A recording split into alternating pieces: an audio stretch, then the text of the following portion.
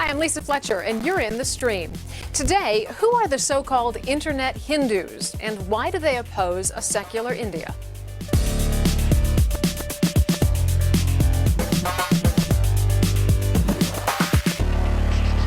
As always, our digital producer, Malika Bilal, is here. Malika, users anticipating this show made AJ Stream a trending topic in India. They definitely What's did. the tone of everything? It shows you just how heated the debate is going to be during the show.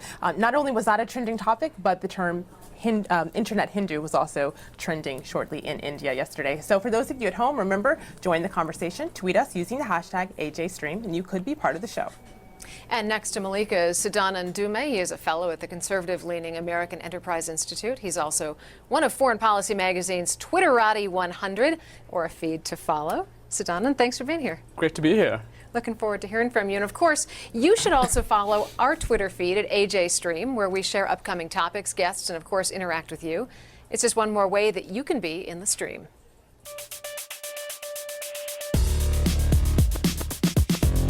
Hi, I'm Ghosh Osman. I'm from Syria. I'm the founder of Virtuos Linux. I'm in the stream. For communities who feel they don't have a voice, social media provides an outlet. It's a way to reach the world when traditional media ignores them. But once that voice is established online, as you're going to see from some of the tweets that'll come up behind me, can a group go too far in making its case, using abusive tactics on Twitter to stifle debate rather than engage? That's the accusation against so-called Internet Hindus, or online supporters of Hindu nationalism. They follow a philosophy known as Hindutva, or Hinduness, which is a core principle of the RSS, or National Volunteer Organization. Here's what they believe. In essence, Hindutva, or cultural nationalism, is the cornerstone of the RSS thought. Hindutva is a defining feature of Indian society. This implies an appreciation of the roots of Indian identity by its people, irrespective of religion. The RSS believes that the core unifying factor of Bharat is its ancient Hindu culture. This cultural oneness overrides socio-religious diversity of this country. Thus, to the RSS mind, every citizen is a Hindu, irrespective of his religion, caste or creed, as he inherits the same culture of this land.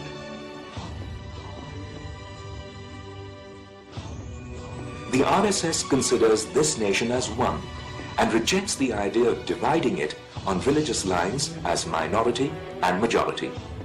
It believes that the so-called minority, a Jew, a Parsi, a Muslim and a Christian too, is an equal inheritor of our heritage, as is a Sikh, a Jain, a Buddhist, and an atheist.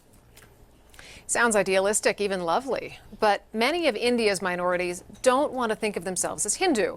And many Hindus see this movement as a challenge to India's secular democracy. So, who are the Internet Hindus? What are their goals? And how are they related to the broader Hindu nationalist movement? Joining us now via Skype from New Delhi is Sagarika Ghosh. She's an award-winning Indian journalist and author. She coined the term Internet Hindus after being attacked on Twitter by nationalist users. Also in New Delhi is the former Minister of Commerce and President of the Janata Party, Subramanian Swamy. He is a hero to many of the so-called Internet Hindus. Both of you, welcome to the stream. Thanks very much. Thank you. Now, I know many online Hindus don't like the name, and we're going to get to that. But Sagarika, I want to start with a question from you, and it is from one of our followers on Twitter. Straight Hindu asks, why Internet Hindu? Coin a term for a group, then give it a bad name via paid media you work for. All right, so why did you call them Internet Hindus? Lisa, mine was just a descriptive term of the Twitter community that exists on Twitter, on Facebook. These are online communities that are very well organized and that, as you say, hold to the ideology of Hindu nationalism. And certain issues such as minorities or Pakistan or Narendra Modi, the incredibly popular BJP Chief Minister of Gujarat, these are issues on which these communities attack you if you differ with them. They will come after you. They will bounce on you. They will call you liberal and pseudo-secular and anti-national and traitor, subversive. These are the kind of words they use. So my word was simply to describe this community of people that exists online. A number of them very Islamophobic, I have to say, very anti-liberal. In the classical definition of liberal, and particularly going after what they perceive as pseudo-secular or liberal secular people, and their view is that the media in India is Congress, is loyal to the Congress, loyal to the party of the day, loyal to dynasty. They're all paid by the Congress party, which is, right. And Sagarika, I want to get to the topic of media and the perception that people have of it in a minute. But first, Subramanian, I want to ask you, what's wrong with the term Internet Hindu? In so many other ways, people are proud to be identified as Hindu. Why does this offend in this case? Well, it offends in the case as if this is a microbe or some kind of people from another planet. It only happens that the print media and the visual media had an intermediary, the editor or the owner and so on. And this internet has now made it possible to do away with the intermediary, and the people relate to each other directly. And as far as this abuse and attack is concerned, it's on both sides. I receive a lot of hate Twitters. They say all kinds of things. They say similarly the other side also gets an attack of this kind. So what's happened is that the Hindus who didn't find a voice in the traditional media are suddenly finding themselves not alone or isolated, but a very large number. In fact, they now think they are the majority in the country. Well, Sudan, and this is a term, of course, that is causing some debate among our community. Abdul Wadud says the term Internet Hindus is flawed. Hinduism preaches peace. Internet abusers are cursing peaceful religion of Hinduism. Himmanpan says if the Internet Hindus hardly involve in religious preachings, why term them specifically as Hindus? And last, a tweet that says, I reject this term, Internet Hindus. I'm Hindu by birth, by behavior, at home, in public, and on Internet, it comes by default. So is there a problem with using that term? I don't see a problem with the term as long as it is clearly defined. However, I would disagree with slightly with the characterization both of Sagarika and yours, in the sense that I don't think that I would not describe everybody who subscribes to Hindu nationalism as an Internet Hindu. There are perfectly reasonable people who may have a point of view that you and I may disagree with, but they are not Hindu. They are not Internet Hindus. What happens here, what I'm talking about, and what I believe Sagarika was speaking about, is a specific kind of person who is abusive, who is not reflective, who is not interested in any kind of serious engagement, and is, normally I characterize these people as having, 50 followers and 5,000 tweets. I mean, these are people who have found a megaphone suddenly in Twitter, or believe they found a megaphone, and use it to troll and chase people and make themselves offensive. But that is not, it's very different. There are serious people on the Hindu right in India who are not Internet Hindus, who are serious, thoughtful political analysts who may hold a different view about what India's, which the kind of secularism India should follow and so on. So to call anybody who is a Hindu nationalist an Internet Hindu, I think is just inaccurate. So we should clear that up right at the outset. But safe to call an Internet Hindu somebody who is definitely right-leaning? I think yes. So the way I see it, that if you sort of look at it as a tide, what the Internet Hindus are the flotsam. So these are the most. This is the most abusive fringe of a larger movement. You may agree or disagree with the movement, but it doesn't make the entire movement abusive. This is definitely the abusive fringe. So what we're talking about is an abusive, vocal, uncouth group of people who subscribe to Hindu nationalism, but it's a subset of the people who subscribe to it. Subramanian, would you agree with that this is an abusive, vocal subset of people? Well, I think that's a description not exclusive to the Hindus who are Hindu nationalists. It's also, there's such a group exists in the so-called secular group, and they are as abusive, they are as crude, and so on. So I don't think that this classification has any meaning at all. What's important is that the Hindus through the internet have found a voice, and leaving aside those who are abusive, which is a very small number, I would say a large number of them are getting to learn about their heritage. They are learning about things which the 200 years of British rule had distorted our minds into making out as if India was a creation of the British Empire, and the concept of a Republic of India was in 1947 when we got the freedom, and that this is not an ancient nation. There were Aryans who came from Europe, and there were Dravidians who came from Africa. This kind of bunkum, which has now been exploded by modern science, especially the DNA studies, they will now realize a new assertion that they have an identity, and that the identity is a Hindu identity in a cultural sense. That is, both Muslims and Christians are also of Hindu ancestry, and therefore we all relate to the past of India. That kind of identity has come to represent this generation, which communicates through the internet. Well, speaking of Muslims and Hindus, Sagarika, I want to get your thoughts on this because there's a video comment left by a member of our community directly for you. Have a listen. Hi, my name is Jigish, and I'm a proud US-based internet Hindu. My question is for Mrs. Sagarika Ghosh. Madam, on many counts in your talk shows and debates that you participate in, you have used the term saffron terrorism. Yet, in any of the cases, you have never used the term green terrorism. Can you please elaborate why you are being selective in maligning a religion? Thank you. Are you being selective, and are you maligning a religion? Green terrorism? I mean, if he's talking about Islamic terrorism, this is a subject on which we are covering every day. So I don't see what the issue is there. I find that question strange, to say the least. There are elements of the Hindu fringe groups that are engaged in violent activities and that are engaged in extremist activities. There are Hindu right-wing groups that are involved in terror activities that has been investigated. It's under investigation.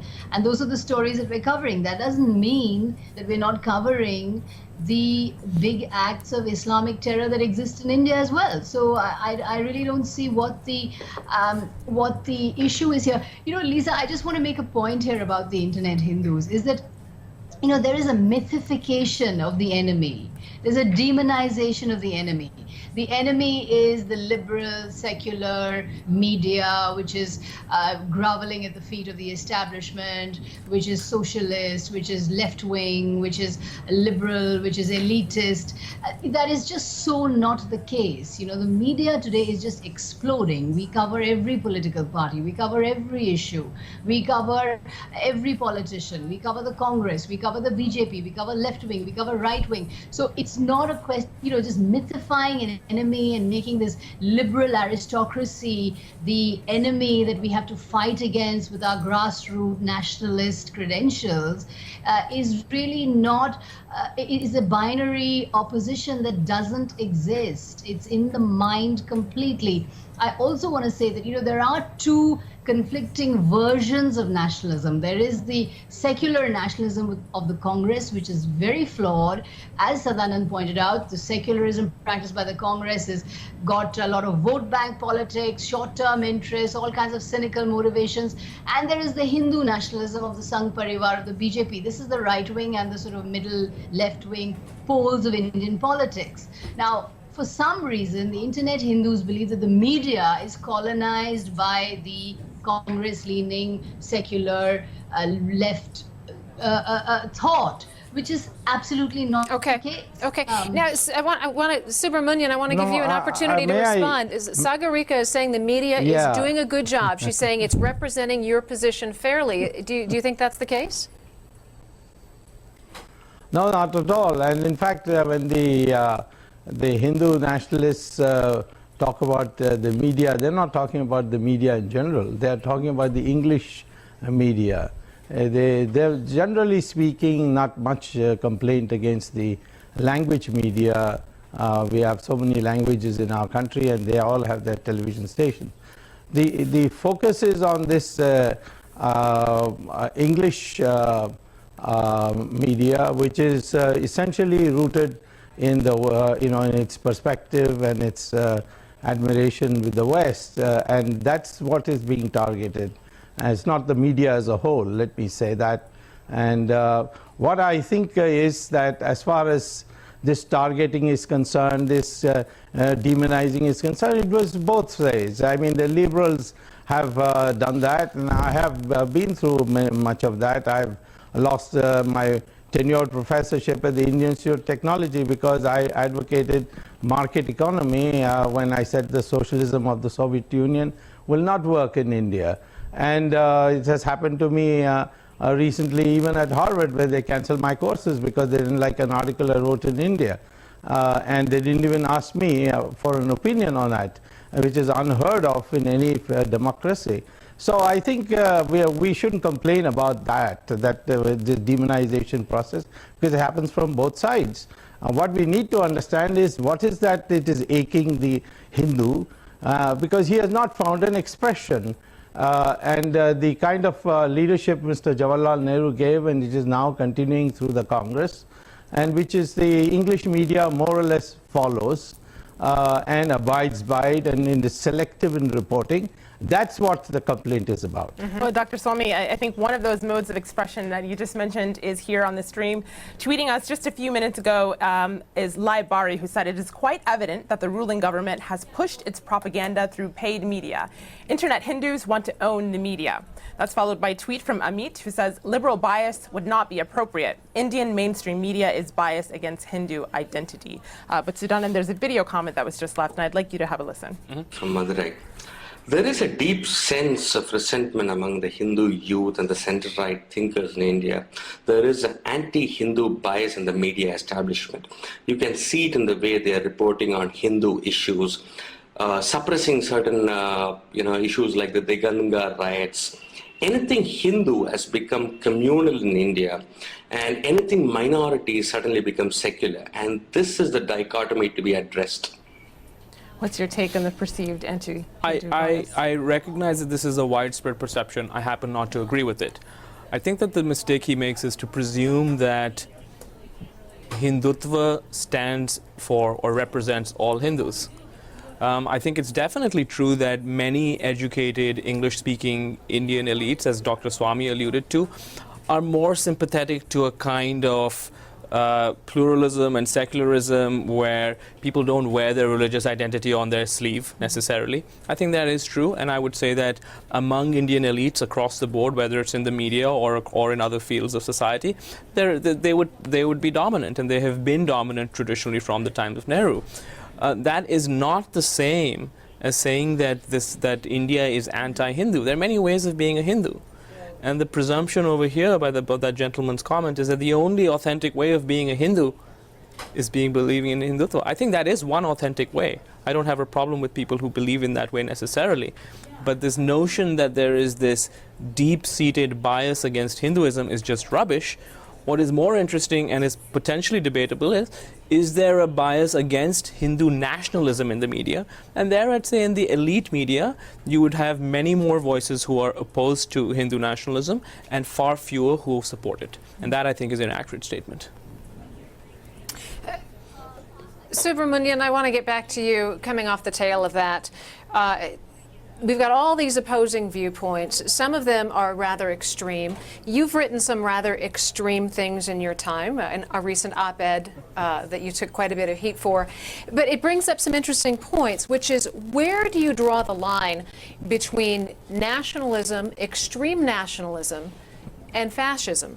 Because when you're already dealing with groups who are to the extreme, it's almost like you're fanning the flames. How do you draw that line, and how do you keep control over what's going on? Well, I don't know. The drawing of the line would be on what you would constitute what you think is India. if you think India is a continuing civilization of the Hindus as a dominant cultural civilization, and that you know for a fact now through modern science that all the people here are by and large, overwhelmingly of the same background, either they are Hindus or their ancestors have been Hindus.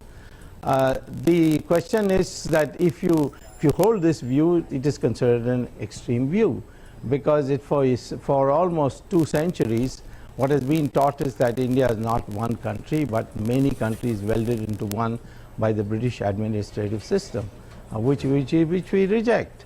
Now, that's been the conflict throughout. The moment you say India is a continuing civilization of the Hindus, and Hindutva doesn't mean you have to be a Hindu, it means Hindutva means Hindu-ness, which means a certain set of values where we, the way we treat our parents, the way we behave with each other, the interpersonal relationships, the attitude to age, gender, a variety of things which are different from the West and other cultures, say even the Middle East. That's where the problem comes. The moment you differ from the view given to us or from 200 years of what I would call as brainwashing through distorted history texts, that the moment you deviate from that, you become a fascist, you become an extremist, and so on. That's where the problem arises. It doesn't arise. Sure. I'd like to jump in here, Dr. Swamy. There is no violence advocated by any of our Hindutva nationalists. I think the. Okay, let's let Sagarika jump in. Go ahead, Sagarika. The thing is, in the words of Dr. Swamy, Hindutva is, in his vision, an intellectual force, the civilizational life force. It is about respect for elders. It's a social glue, all of that. Now, in his intellectual scheme, that may be the case, but when this message trickles down to the cadres and to the people on the street, it becomes a message of violence and hatred towards the other. Maybe they don't have the intellectual tools that Dr. Swamy has. They don't have the power of argument that Dr. Swamy has. The fact is, these very arguments, these very sophisticated arguments of cultural nationalism and and unfolding Hindu identity on the ground becomes simply a justification for riots on minorities. Siddhanand? That's the basic problem. I have a different. I also disagree with Dr. Swamy, but I have a different disagreement. I don't think it's fair to judge an intellectual argument based on what some lumpen element may or may not do with it. But I have a problem with the argument itself, which is that it's deeply undemocratic to try and tell somebody else that, well, you must think of yourself as having had Hindu, and may or may not be factually true. But if someone in a modern democracy does not want to acknowledge that ancestry or wants to sort of seek identity in Islam or Christianity or in the West or in the Arab world or wherever, that's their personal affair. You cannot mandate that upon a citizen of your country, and that's what the problem. I mean, the problem really lies in its tension with a modern idea of individual rights, where that is your personal affair. It's no affair of the state and it's no affair of politics. And you can't then say that if you don't acknowledge that your ancestors were Hindu, as Dr. Swamy has suggested, we'll take away your right to vote. That is an absurd and deeply illiberal position to hold. Well, on that note, we'll give everyone a chance to respond to that. But I'd like to leave us with something for the post-show. Well, let me say... I'm sorry, but Amr says, on Twitter, Indian secularism is strong and vibrant thanks to largely tolerant Hindu majority. Internet Hindus don't represent the whole India. And of course, Dr. Swamy, I'll give you a chance to respond to that in the post-show. All right. On that note, everybody sit tight. We're going to continue this discussion in about 15 seconds in our online post-show, and everybody will have a chance to respond. So just go to stream.aljazeera.com and you will find us there. And if you're already thinking about tomorrow's show, we're going to do it on student loans in America that are creating a lifetime of indebtedness. So start tweeting on that as well. And we'll see you back here in about 10 seconds.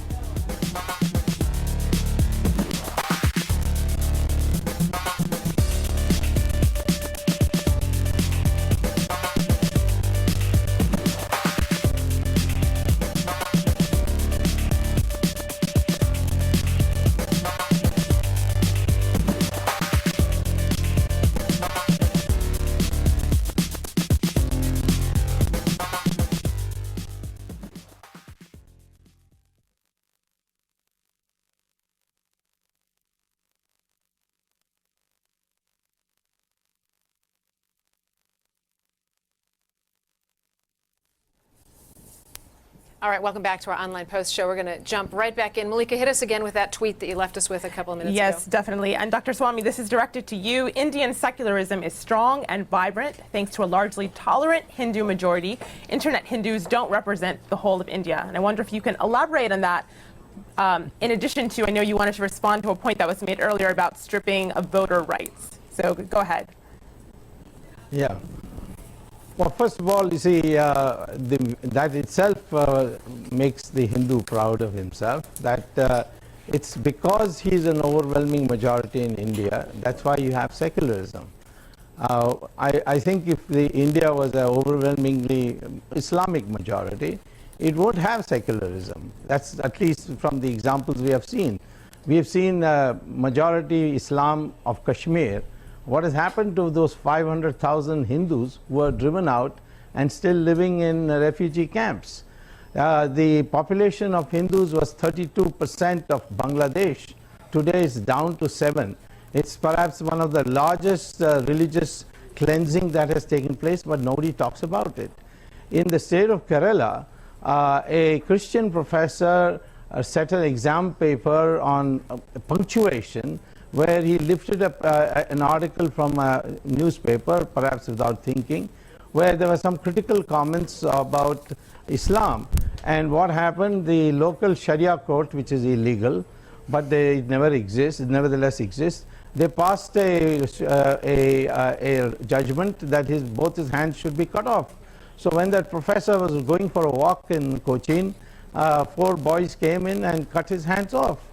Now, these are some of the demonstrations we see which affirms to us that it's because of the overwhelming Hindu majority of India that we are still secular, and therefore we want to safeguard that Hindu majority. In that context is what I have said, that we must recognize that the mainstream is Hindu, and after all, we partitioned India between those Muslims who couldn't bear to live with Hindus, and those who could stay. Now, it's not I alone, it is Dr. Ambedkar, there are so many other thinkers who have said very clearly that once partition takes place, it has to be made explicitly clear that this minority-majority relationship must have some connection with India's past. That's what we are redefining. And I say, what is wrong if a Muslim acknowledges that what is the truth, what has been proved by the DNA, that his ancestors are Hindus? Sagarika, I don't I want to see give you a any chance to jump in meaning here. of that. No, I just want to say that, it's all very well for us to say that Hindus want a voice and Hindus need to be heard. The fact is, discrimination against Muslims is a day-to-day reality in India. The Muslim community is one of the most backward communities in India. I know that they haven't been well served by the Congress's brand of vote bank politics and appeasement of the minorities, as Dr. Swamy would no doubt characterize it as. But, let's not run away from the reality of religious discrimination that exists. Of course, the Hindus are a majority. Of course, they're culturally assertive. Of course, the Hindu identity is dominant in the urban middle class. And nobody's saying we don't need a modern right-wing party. India does need a modern right-wing party. The difficulty is that India's cultural right embraces the economics of the left. The BJP does not increasingly does not embrace the free market and opposes free market reforms. That's a different story. What I'm saying is we do need a two-party system, a broadly left liberal party and a broadly right party, and those two need to exist, and there has to be constructive dialogue. My only point is that in a situation where discrimination is rife, where there is a lot of religious hatred, where there is a lot of religious intolerance growing increasingly, I think the time to assert Hinduism and to assert Hindu pride is not needed. Hindus are dominant. They are the majority. They have nothing to fear. Well, Sudan, speaking of religious intolerance, I want to step away from politics and go back to the media for a second. There's a tweet here from Atirith, and if we can get a shot of my screen here. Atirith, of course, is a former producer for the stream. He says India's liberal media is trigger-happy about Hindu fundamentalism, but unwilling to take on Islamic fanaticism. Would you agree with that? I don't entirely agree with that. I do think that there's a form of, shall we say, politeness in India, which is that you don't criticize people outside of your own faith. And I think that form of politeness has been extended to the degree where people who are in fact not moderate are painted as moderate when they happen to be, when they're Muslim fundamentalists or Christian fundamentalists. A great example of that is the televangelist Zakir Naik, who's regularly feted as some kind of moderate when he's not. That said, my fundamental disagreement with Sagarika is that she characterizes the situation in India as much, much more dire than in fact it is. Is India imperfect? Yes. Could India do a better job of treating its minorities, particularly its Muslims? Yes, it could. But it's fundamentally a tolerant society. It is fundamentally a pluralistic society. It is fundamentally a society where people will go and cheer a movie star or allow a businessman to do well, or people rise to the highest level in all spheres of public life. Could it do better? Yes. Do I hope that it'll do better still in 20 years? Yes. But I think that Sagarika's characterization of it as a society that is deeply rife with all kinds of prejudice is, frankly, it sort of shows a blindness to what the reality of the rest of the world is. Sagarika, if body language said it all, you'd be screaming. Where is Anand living? I mean, he's living in the US. He should I come to India all the time, and I've seen a lot of other countries. You're looking at a situation where Shabana Azmi and Javed Akhtar, household names in India, cannot find a flat in Mumbai. Do you really think that, okay, let me step back. Do you think that India discriminates more against its minorities than any country in the region, in Asia? Name me a country with a better record than India. I'm not saying that there isn't tolerance. I'm not saying there's that a ton of tolerance. But let's accept that religious discrimination is a very serious issue here. No one says it's not, but you have to have a benchmark. Our lives, it's becoming, our societies are becoming segregated almost. All right. It's as bad as that. It's as bad as that. I think we really need to take a look inwards. You need to look at the exposes we've done on how Muslims are finding it difficult to find a place to live. Of course, there is growing tolerance as well. I'm not saying the picture is bleak. I'm not saying it's dire. Okay, it seemed to me that you painted a very bleak picture. We've got about 30 seconds left in the show. Subramanian, I want to give you the last word since you've been waiting patiently. Let me say that a Hindu in Kashmir would find worse discrimination than the Muslim in the rest of India. So, I mean, I cannot deny that there is discrimination. But it's surprising that after 800 years of being a ruling class, the Muslims still find themselves poor and require state assistance to survive. All right, and on that note, we are going to have to wrap up our discussion. I want to say thank you to Sadanand, Sagarika, and Subramanian. And we're going to run over to Malika now, who's got some other leads that she's following for us. Malika.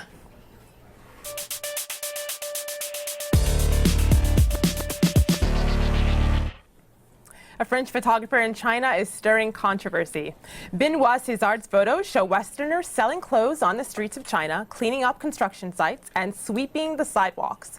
César's art shows what China would look like as the world's top economy, bringing foreigners to Asia for low-wage jobs. The gallery has attracted criticism and praise, as the blog Ministry of Tofu translates. Now it is us Chinese who are doing these jobs around the world. Only after China becomes stronger can what's in the photos materialize, one person writes. Well, staying in China, our next lead looks at a physical fight between bloggers. Take a look. As reported on the blog Beijing Cream, the fight started with an exchange of online taunts between a pro-Communist Party professor, shown here being knocked down, and a protest-covering journalist, shown here in pink. At one point, artist and activist Ai Weiwei appeared, drawing cheers from the crowd. State-controlled media joined the fray, saying the incident humiliated all Chinese cyber intellectuals. And our last leads from Libya, where residents shared their thoughts with Al Jazeera via text message on the first free elections in 40 years.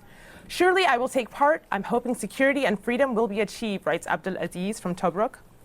I'll participate, writes Afghan from Ghat, and I wish they can fix the situation in the country. Well, you can find the links to these stories on our website at stream.aljazeera.com. Lisa? All right, and once again, our thanks to our guests, Sadanand, Sagarika, and Subramanian.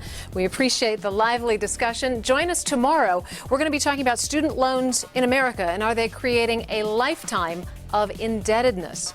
Tweet us your thoughts and your questions on that. And until then, we'll see you online. Take care.